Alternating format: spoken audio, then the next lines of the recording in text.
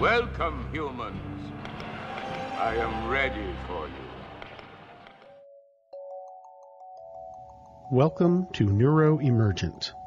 I'm your host, Carrie Stewart Lingle, and I am actually autistic. Last month, in the launch episode of Neuroemergent, I talked with consultant Dan Dickinson. He's the founder and program director of Neurodiverse Inclusive Solutions in Salem. I want to thank Dan again for helping me launch the show and for being so open about his own experiences as an adult diagnosed autistic. It's painful masking and trying to fit in and trying to be something you're not. The main topic of our conversation was the language of neurodiversity, and that's the title of our launch episode. But it really is going to be the underlying theme of everything that we talk about on the show, because language is how we shape our reality in large part, and most especially in mediums like this one. So today I want to take a little time to go over some basics, really. What is neurodiversity? What does that mean? And I want to start with a statistic that Dan dropped in our conversation that surprised me just a little bit. It's businesses that want to present a DE&I atmosphere for their clientele coming in and be an autism neurodiversity-friendly business. Because you're looking at about 15% of the population fits that demographic. All right, let me stop, slow down, and reverse. You just gave a statistic. 15% of what is what? So roughly 15% of the population is neurodiverse in some way. You're talking ADHD, autism, and anything under the neurodiversity umbrella. So when I went online to find that 15% statistic, I actually found 15 to 20% as a range in multiple sources. But what exactly does it mean to be neurodivergent?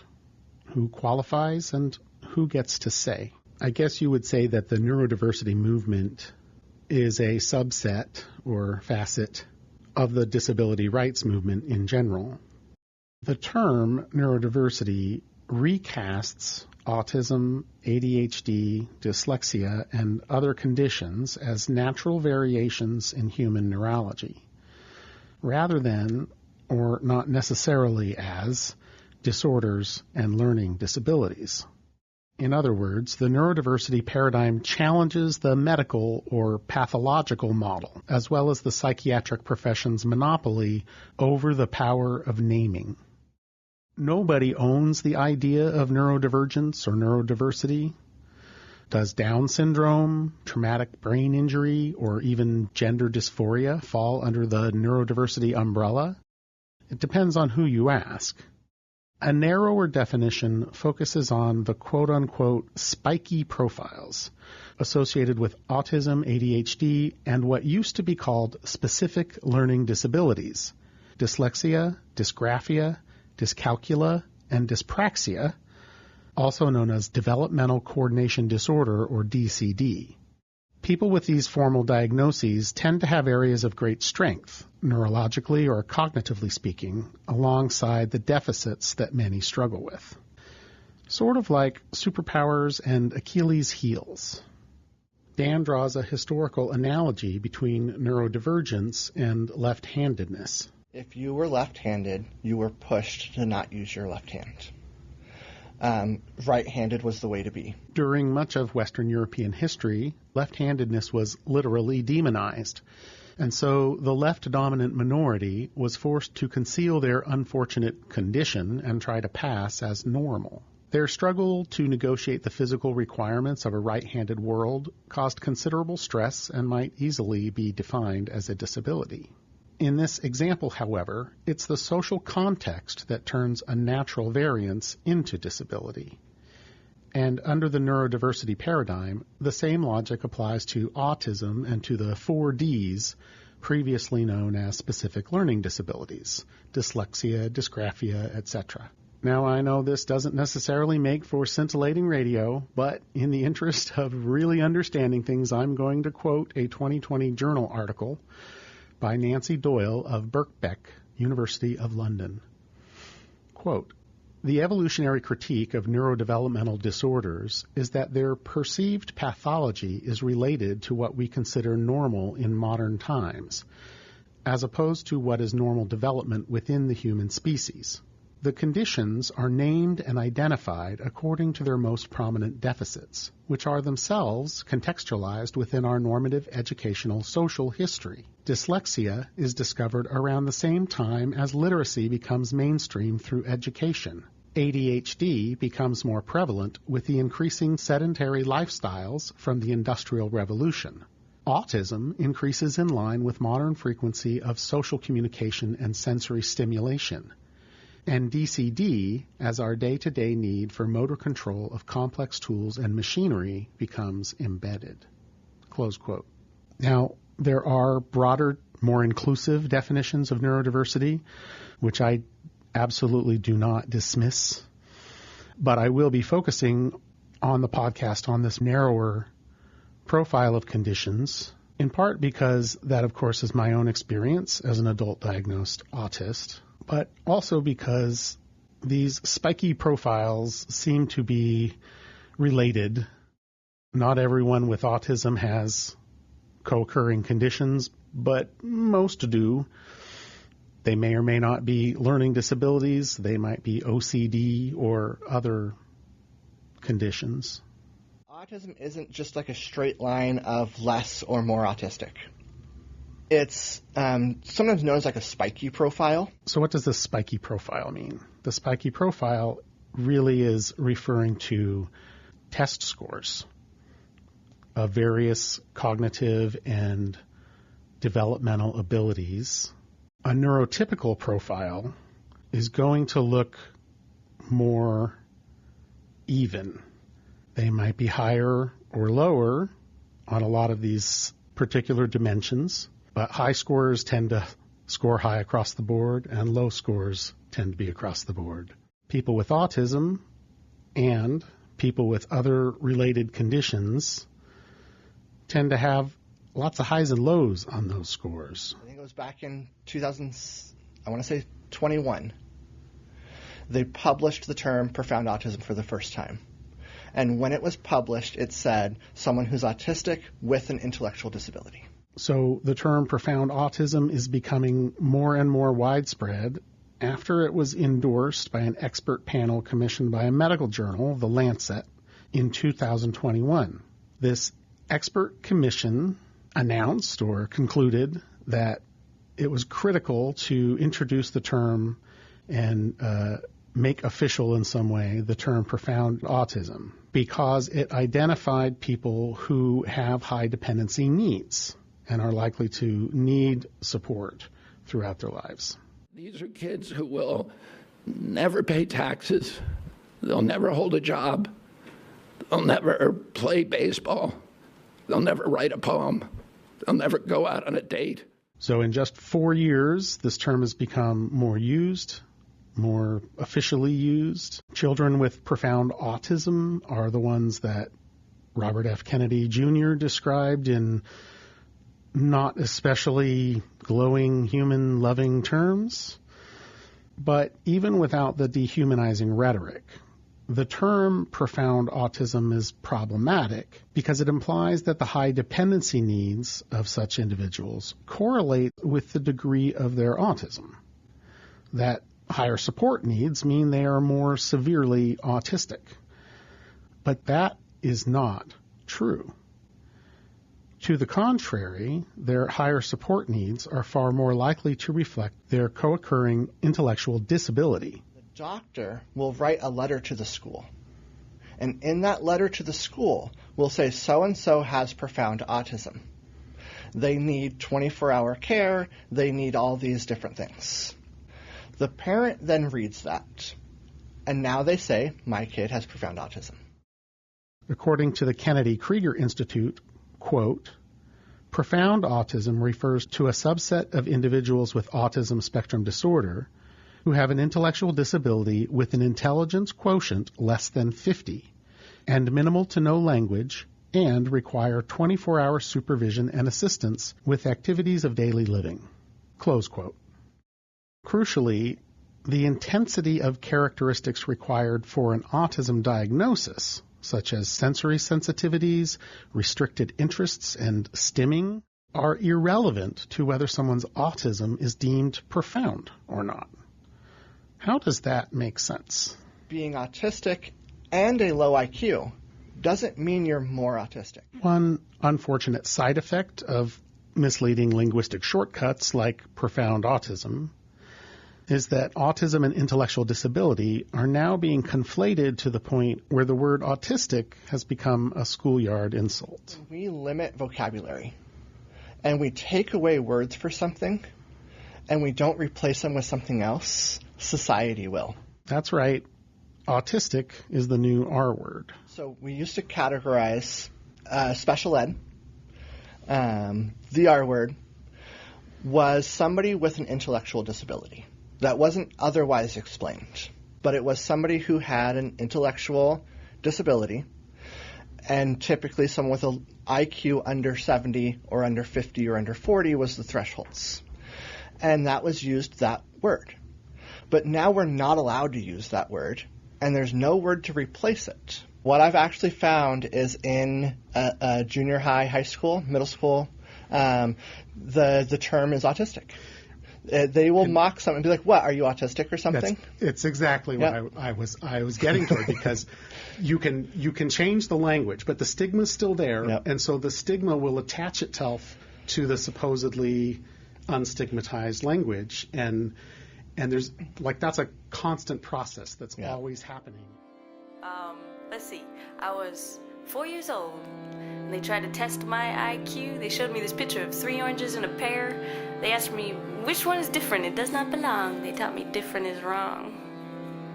But when I was 13 years old, I woke up one morning, thighs covered in blood like a war, like a warning that I live in a breakable, takeable body, an ever-increasingly valuable body, that a woman had come in the night to replace me, deface me. See, my body is borrowed. I got it on loan for the time in between my mom and some maggots. I don't need anyone to hold me. I can hold my own. I got highways for stretch marks. See where I've grown. I sing sometimes like my life is at stake, 'cause you're only as loud as the noises you make. I'm learning to laugh as hard as I can listen, 'cause silence is violence, and women and poor people. If more people were screaming, then I could relax. But a good brain ain't diddly if you don't have the facts. We live in a breakable, takeable world, an ever-available, possible world, and we can make music like we can make do. Genius is in a backseat to nothing if you're dancing, especially something stupid like IQ.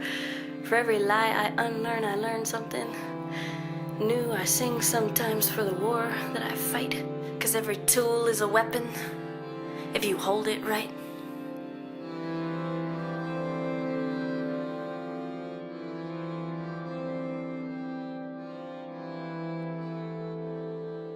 That was the great Ani DeFranco performing My IQ from her 1993 album Puddle Dive. Welcome back to Neuroemergent. I'm your host, Carrie Stewart Lingle. Why can't we see your face? They're about to show it. Keep watching. So, do you remember when Disney decided to do a live-action remake of The Little Mermaid starring Halle Bailey? She's black! She's black! Yes! In viral videos, young black girls cheered to see a Disney princess who looked like them. Wish I could. She's like me! Then the adults joined the conversation. If anything, I mean, not only should the Little Mermaid be pale, she should actually be translucent. They have no kind of pigmentation whatsoever. Of course, the Little Mermaid is black, all right? Everyone whose name starts with Lil is black.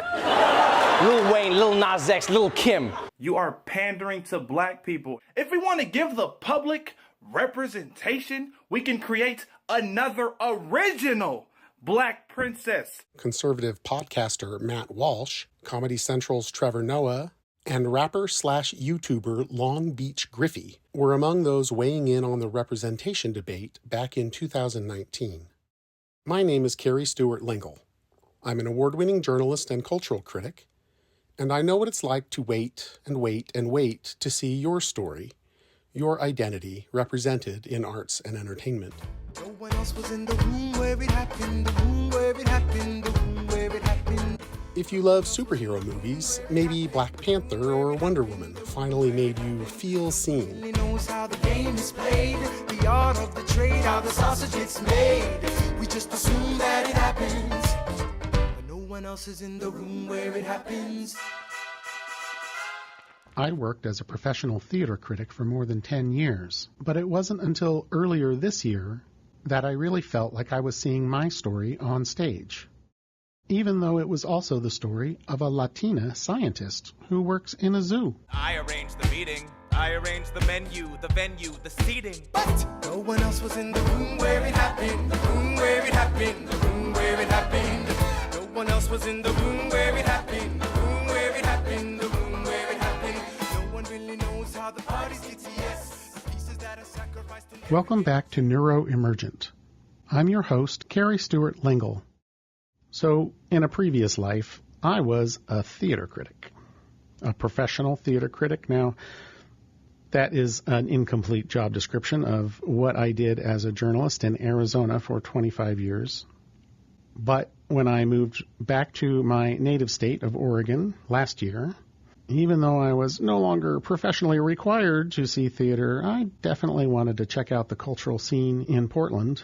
And earlier this year, I had the privilege to interview playwright Diana Burbano about the world premiere production of her play Sapiens at Artists Repertory Theater.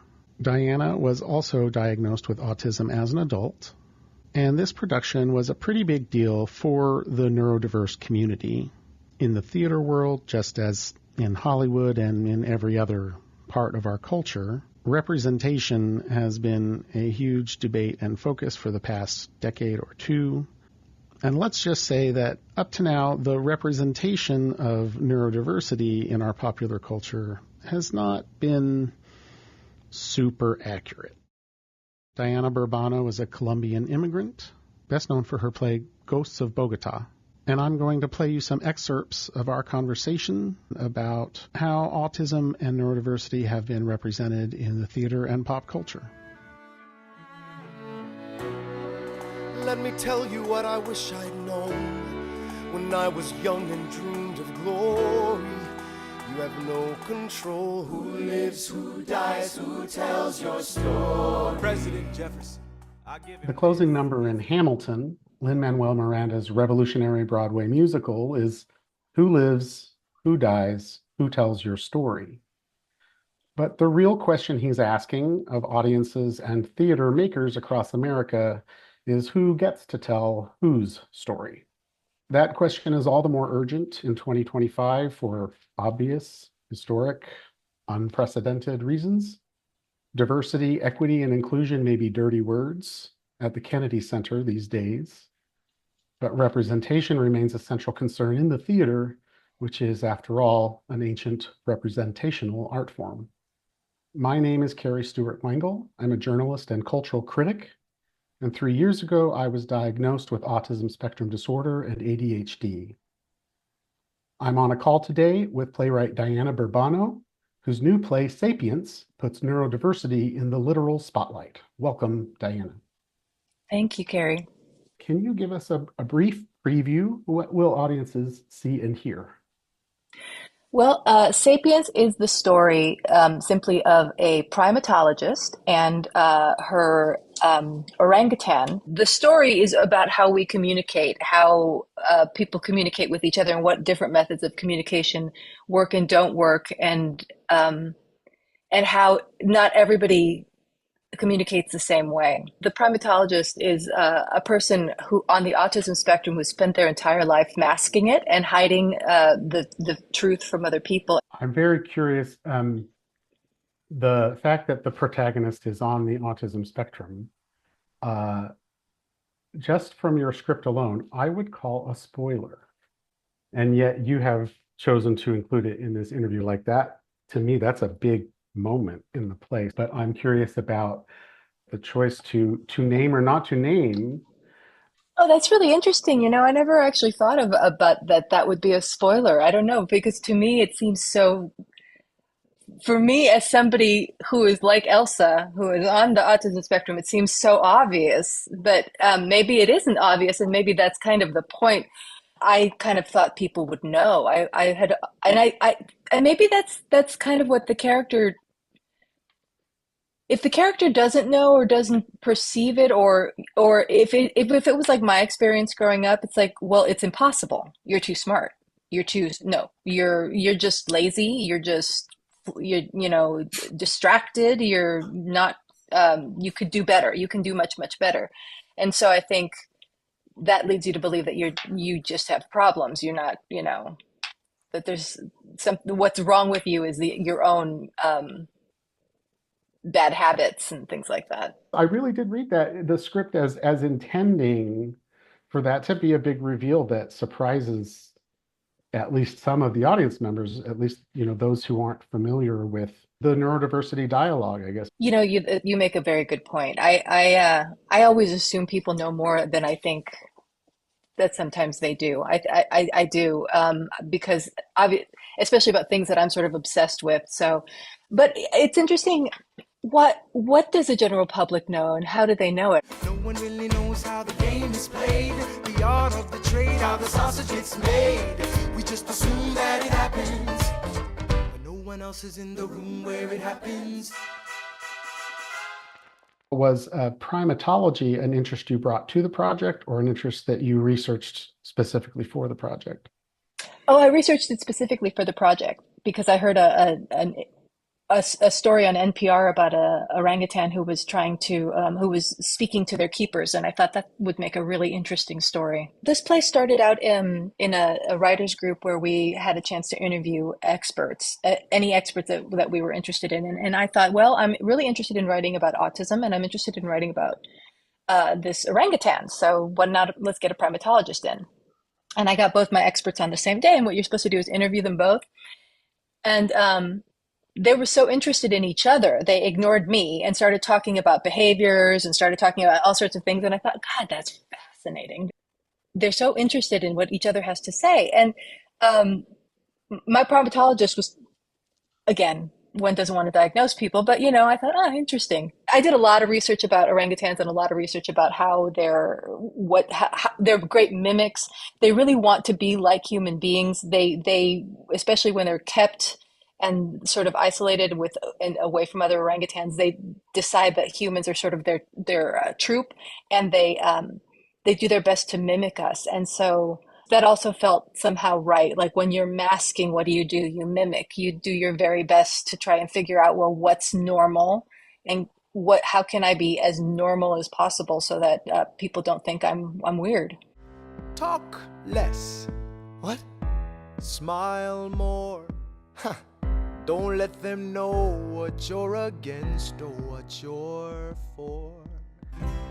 I would like to what your thoughts are about how autism and neurodiversity have been represented in the theater. Curious incident of the dog in the nighttime I thought was really, really interesting, and it approached it in an interesting way. Yeah, I don't know. Sometimes it's a little bit like being Latino. You see it, but you're not quite sure it's exactly what you recognize as what's real. And then there's the TV shows that are always coded, right? Like Hugh Laurie in House is so coded, and there's that other, lots of criminal finders are coded. Yes. In that way. Yes, Sherlock Holmes, classically. Starting with Sherlock Holmes, I read an article recently that called those the gifted eccentric trope. Mm-hmm. Yeah. And for sure, that is part of the things that are coded that way, even unconsciously. I definitely was interested in Curious Incident. I do think that was a very interesting portrayal as well. And also very interesting in that author's choice to never explicitly say autism or Asperger's or anything like that in that novel. Young Sheldon, do you know Young Sheldon in Big Bang Theory? Yeah. I'd like to make a sandwich, but I'm out of bread. So they make a very clear decision to not explicitly name Sheldon's clear autism, but they are clearly consciously dealing with it. There's some in the fridge. You shouldn't keep your bread in the refrigerator. Staleness is caused by crystallization of the starch molecules, which occurs faster at cool temperatures. On Earth, we'd say thank you.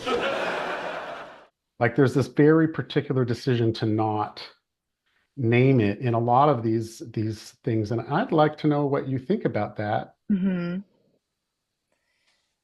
I don't know how I feel about that. Except that it just sort of goes to prove that it's more common than people think it is, and that we're still afraid of naming things out loud, and somehow the naming of it means that the person, I don't know if it does it mean that if you name it, it's that you're admitting to some kind of a quote unquote flaw, or is it that if it isn't named, then it can be a quirk and an eccentricity and not something that is again, quote unquote, disorder disability, right? I mean, isn't it much more fun to be eccentric? Are you less special because it's a diagnosis rather than a quirk? Mm-hmm. I think it goes to a lot of really strange and interesting places about how we perceive ourselves and how we would like to be perceived, how we name things, how we name ourselves, and what things are called is very important, especially getting labeled. And again, in this society, now it feels dangerous a little bit. Like it feels dangerous. Every other founding father story gets told. Every other founding father gets to grow old. And when you're gone, who remembers your name? Who keeps your flame? Who tells your story? Who tells your story? So Elsa says people on the autism spectrum are naturally selected adaptations, humans cognitively suited for solitude. And my question was just, do you believe that? I believe that it's an adaptation. I do. I don't believe in solitude as much. I think Elsa's trying to convince herself because she's so lonely that's what the truth is. But I think I feel like, again, it's different for everybody. Some people are okay on their own. Some people crave the company. It's all different. It's always different.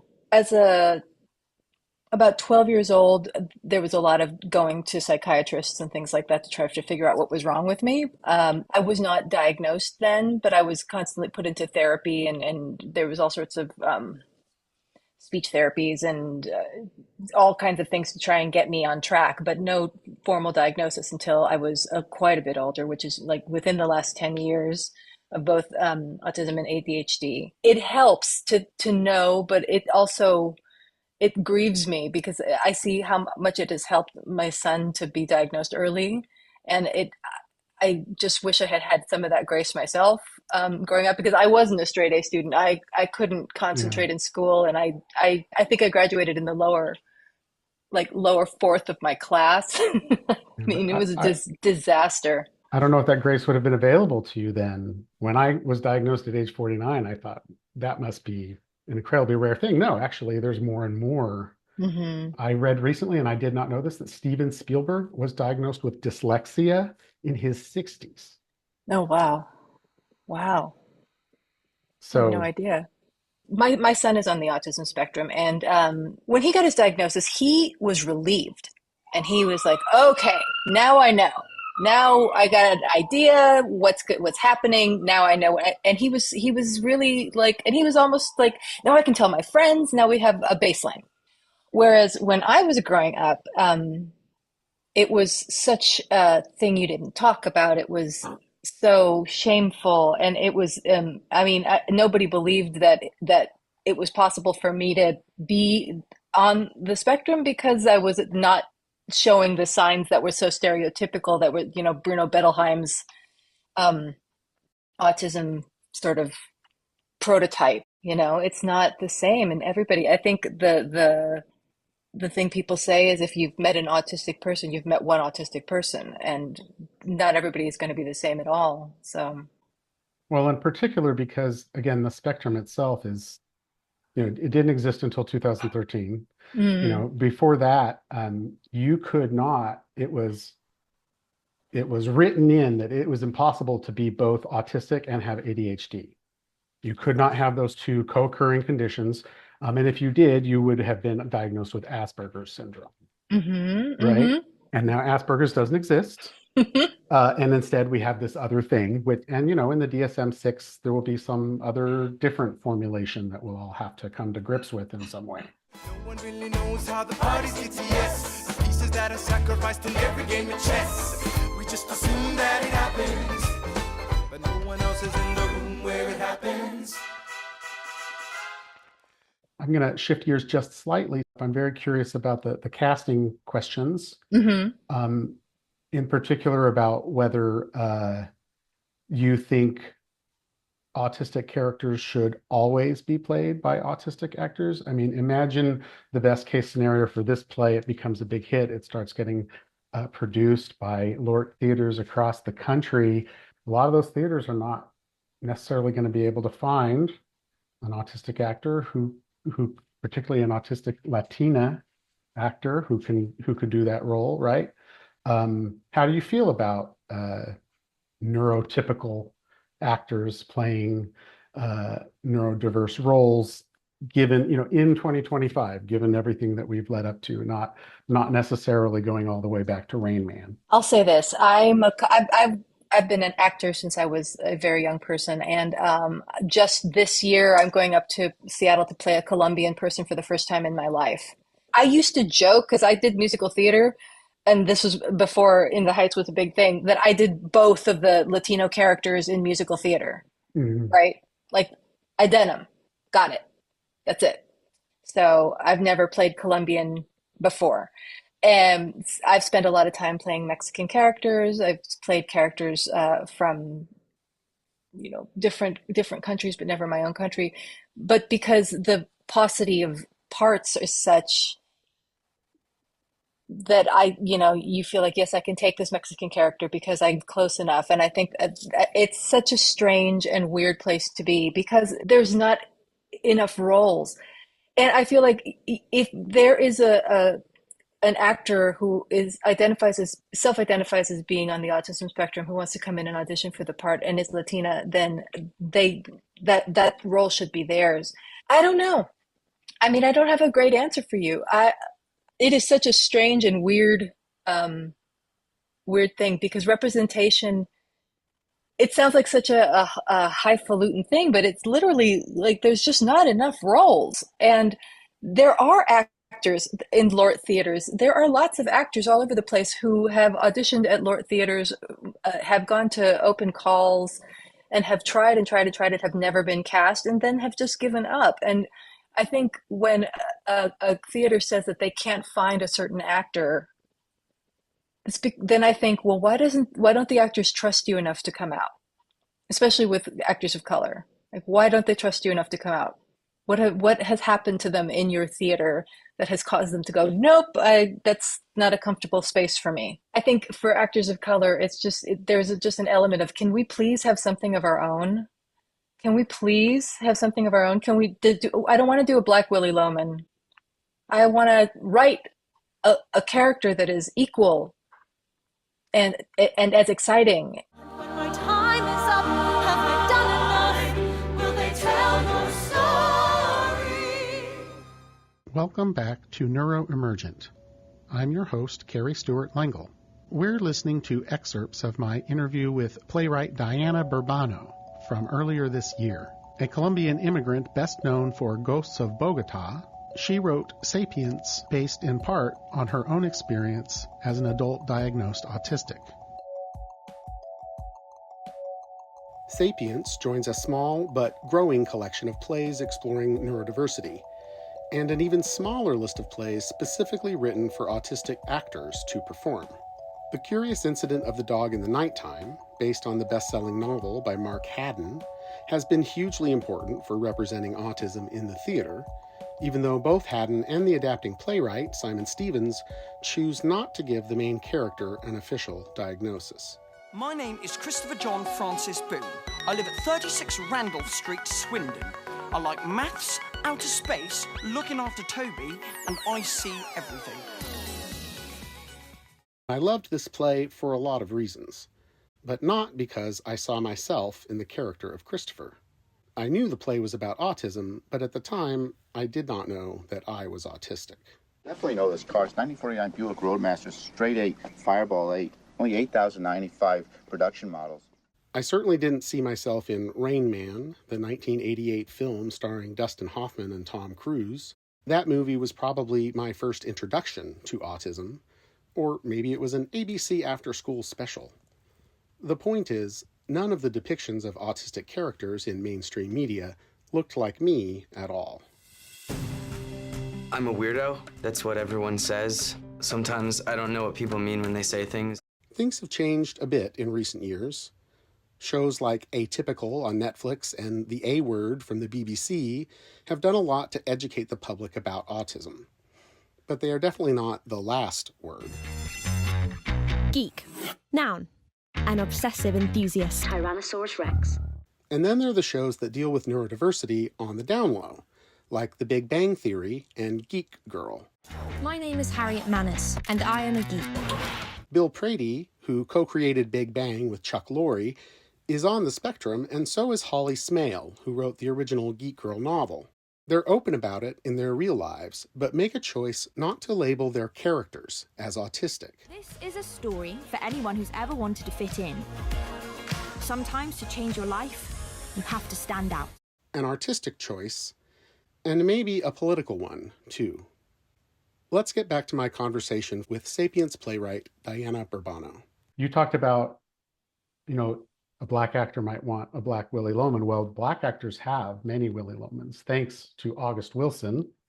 Yes. But if you look at the cast lists for August Wilson plays, it's 95% male. So here we have intersectionalism again. What is right and wrong is always somewhere in the middle, and we fight over the small space. Yeah, of course. As if it were, an uncrossable chasm.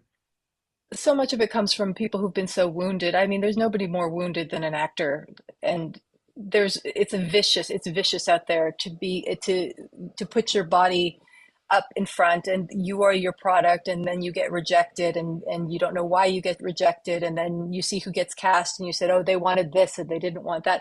I mean, I think the reason it gets so heated is because there is so little. Representation is just such a kind of a strange word for it. I think people just want to see their stories on stage. They want to see themselves on stage. They want to see people they can recognize of themselves on stage. It's not universality, it's specificity. I think real specificity becomes fascinating, and that's where you start making connections with characters who are unlike you, because you realize that you both eat your grandma's food and, go to school and suffer from the same abuse from a bully. And there's just there are points that everybody can connect with. I want people to look at people who are different than themselves and understand that everybody's trying the best they can to communicate with each other and to make themselves understood. And even if they don't necessarily think they know anybody on the autism spectrum, that they might recognize something and maybe come with a new understanding and kindness to somebody who they previously just were baffled by. We are living in a very difficult time for the arts, for politics. And I'm wondering if you could talk about, from I guess the high altitude level of being an artist and the responsibility of being an artist in hard times. Well, I have a belly full of fear, and also I feel, I wanted to hide my head under a blanket for a while, but now I hope I'm back to being able to write about it. But, starting to write a play and then having history sort of start catching up to what you're doing and sort of moving past what you're doing is sort of a wild phenomenon, which I experienced during the first administration. I did a lot of protest writing then. It does feel more dangerous now. It feels more exposed. It just the fact that both race and gender have been called out as topics that, for example, the NEA cannot fund. That's new. It's blatant. It's out there, and it feels dangerous. It feels dangerous to be an immigrant. I keep wondering whether my citizenship papers are going to get revoked.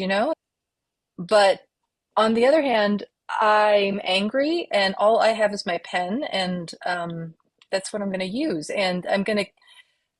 I mean, I was interested that he got so interested in the Kennedy Center and into theater. Like, why are they into theater? Theater is such a small sort of portion of this country's culture, but it's because it's the most critical place. It's the most explosive place. It's where we're really working on diversity, and we're doing the best we can to challenge and shift. And I think that's exciting that it's so dangerous and so controversial.